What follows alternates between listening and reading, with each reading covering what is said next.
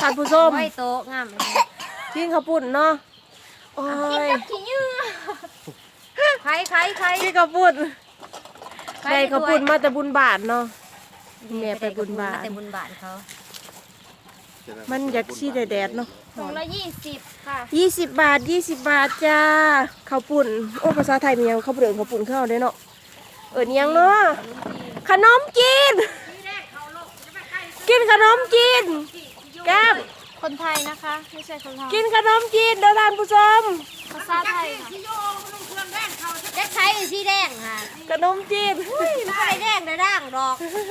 สีม่วงยังสิว่าสีแดง ไก่ตื่นสีแดง ไก่ตื่นอีแม่นุ่งสินแดงขอขอก ไก่ตื่นชะกาสิใต้เขาไก่ จะบ่เห็นบ่ขนุน นุ่งสินแดงขอขอกไก่ตื่นตะกี้ว่าควายตื่นเสือแดงเนาะเดี๋ยวไก่ดีตื่นสินแดง ชักใต้ ตัวนี้ เขา จะแม่นุ่งสินแดงตัวนี้เขา ไข่เยอะบ่คือกล้วยให้หนังแดงส้ม กระปุนอีจ๊ะสิกินกันอย่างบ่เวิร์ด กินได้นึง แซ่บอยู่เฮ้ยเนาะแต่มันบ่เผ็ด หมูเพชรวะ แก้มลูกกินเหรอ ใครอยากใส่เพชรก็ใส่เอา อ้าว บ่ได้ แบบมักแน่บ่มักก็ ก็ กิน เป็น ได้ นี่ร้านเช้าไอ้เกาะ บ่ดูข่อยย่างน้ำข่อยคู่แถวข่อยหยอดย่านย่างน้ำคู่แถว ป้าช่องเสียวเขาเมื่อเฮือนมาจอดสิลงอยู่นี่ให้ตัวได้กินข้าวปุ้น ลงไปนั่งกิน อ้าวได้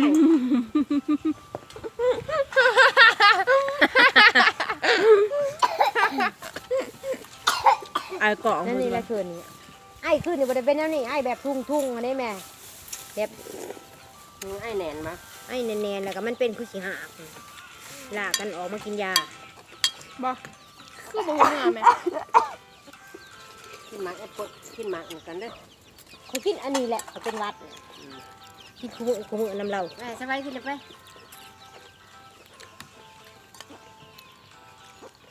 แซ่บอยู่เนาะท่านผู้ชม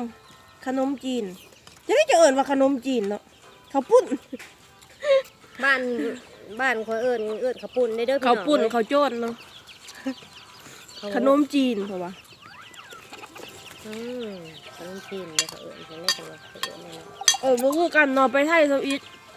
ไปไทยทำอิฐกับอีแม่ตอนนั้นเขาว่าขนมจีนไปกินขนมจีน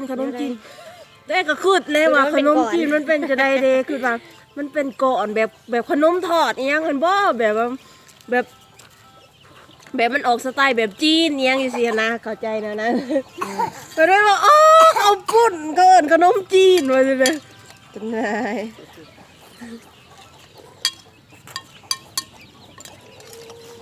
เป็นด้วยนะ จะกินสมคนไล่กว่านี่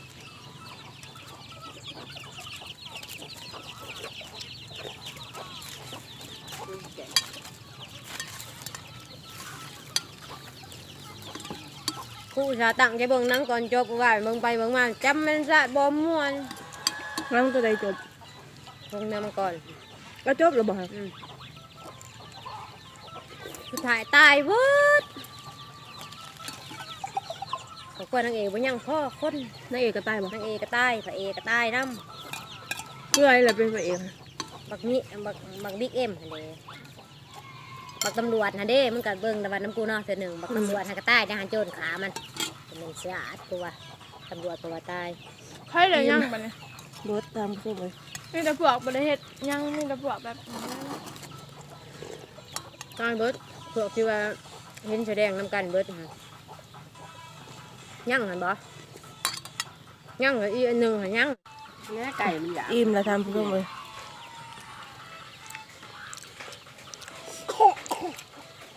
แสบแต่ว่าบ่เผ็ดปานใด